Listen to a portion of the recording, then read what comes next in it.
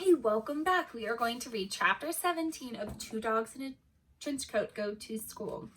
And Stuart, Waddle, and Sassy have narrowed down their idea of doing Stuart's big project on squirrels. Imagine that. Chapter 17. The dogs and Stuart stumbled sleepily to school the next morning. Why do you think they were tired? They were working on the project all night. I know I always say this, said Sassy, but I could really use a nap. She does always say that. And I feel okay, said Stuart, shouldering a gigantic tote bag with his project inside. Yesterday I didn't have a project, and now I have this bag with a tree stump in it. I never knew that school would be all about tree stumps, said Waddle.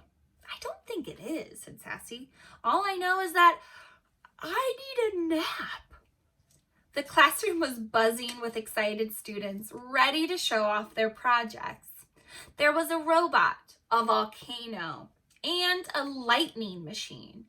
There was a handmade working cuckoo clock, a particle accelerator, and what appeared to be someone's baby brother. And every single one of them, except for Stuart's stump, had a properly filled out information sheet taped to it. Even the baby brother had one, though it had a lot of drool on it. Hey, Stu, what you got there, a log? Asked Bax. My project is so much better than yours. Where's your info sheet?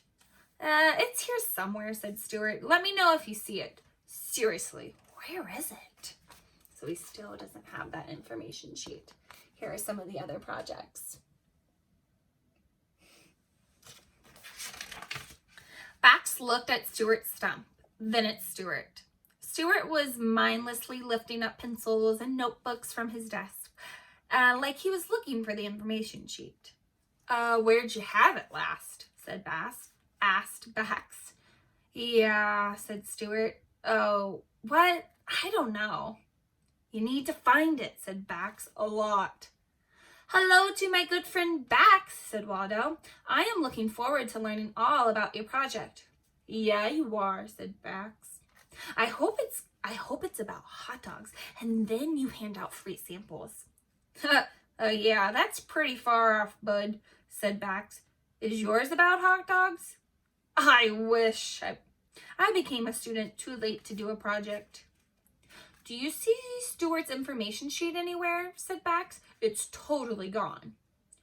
Maybe the human puppy ate it, said Waddle. Ah-ga-ga-ga, said the baby. Don't blame the baby, said Bax. You humans have such interesting idioms, said Waddle. What do you mean, you humans, said Bax. Oh, that's just a thing we say in Liver, Ohio, said Waddle. Mrs. Toohey clapped her hands to get everyone's attention.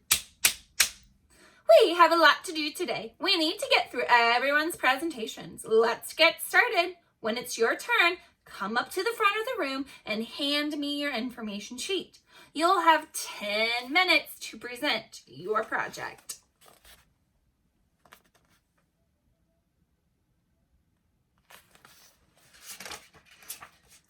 And so began a long, though very interesting, day of dogs watching while Stuart worried about when he'd be called on and how'd he explain his missing information sheet. They watched his classmates demonstrate the frog life cycle, the caterpillar life cycle, and the woolly mammoth life cycle. The minutes and the presentations ticked on, and Stuart managed to hide behind his tree stump to avoid being called on. Okay, said Mrs. Toohey, today has been so educational, except for the facts that some of you invented, but really mostly very educational. 2 more to go. Back, Stuart, who wants to be next? Stuart made an involuntary whimpering noise. It's my turn now, said Bax authoritatively. Today, I'd like to talk to you about velocity. What is velocity? What is space? What is time?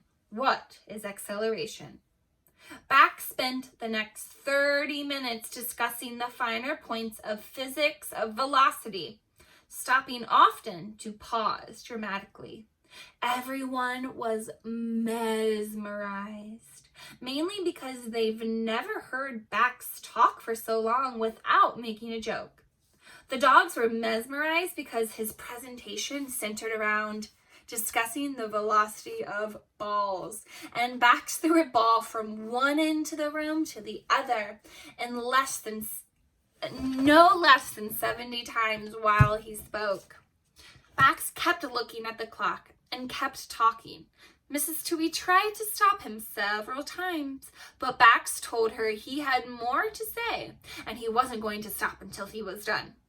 "And that," said Bax, "is all I know about velocity and tennis balls, and how velocity relates to time and distance, and..."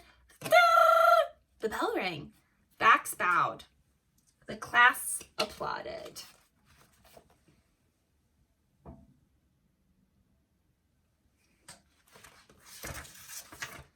"Stuart, we'll have to do your presentation tomorrow," said Mrs. Toohey. "I'm so sorry we weren't able to get to it today." "It's okay," said Stuart. "I'll catch up with you in a little while," said Watto as Stuart was walking out of the room. "I have to talk to Mrs. Toohey now." Stuart looked suspicious, but couldn't say anything since Mrs. Toohey was right there, staring at them. "It's okay," said Watto. "I'll see you at your home. Later."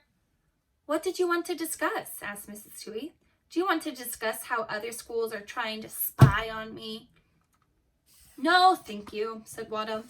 "I would like to discuss information sheets. I would like to have one.